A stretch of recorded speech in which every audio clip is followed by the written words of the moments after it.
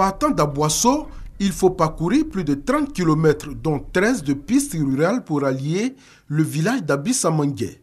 Village dont les habitants s'empressent de présenter à tout visiteur des grands jours leur fierté, le Fa-Elé ou la pirogue de génération.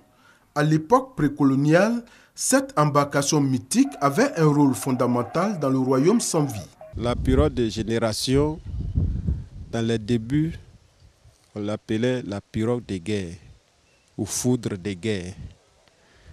Ce village avait pour vocation de surveiller le roi de Krendiabo. C'était dans la structure du royaume du sans-vie. Sur la lagune, il y a une embouchure. Donc il fallait surveiller l'embouchure pour que l'ennemi ne passe pas par l'embouchure pour atteindre le roi. Comme le veut la tradition, la pirogue de génération est sculptée à partir d'un seul tronc d'arbre.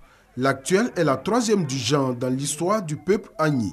Elle mesure 24,64 mètres de long, 1,10 m de large et 55 cm d'épaisseur.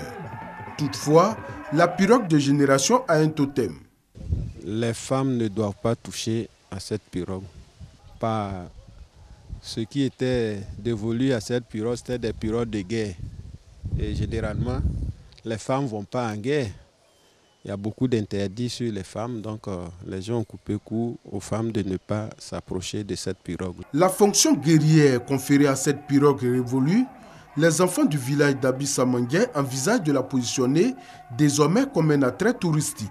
Mais il faudra pour ce faire résoudre le problème du difficile accès au village. L'accès de la route fait que, c'est difficile. Les 10 km que nous avons à Debo et à Abi, c'est vraiment difficile. Donc les touristes prennent autre destination. La dernière des pirogues de génération porte également le nom de son parrain Félix Houphouët-Boigny, à qui elle a été présentée le 6 août 1973. Depuis lors, elle n'apparaît sur la lagune Abi que pour des parades nautiques à l'occasion de grands événements, comme celui de l'hommage rendu par tout le village au patriarche Anneau Coutois-Georges, ancien directeur général de la Compagnie nationale d'électricité. Âgé de 90 ans, il est décrit par beaucoup comme le père de la Côte d'Ivoire électrique.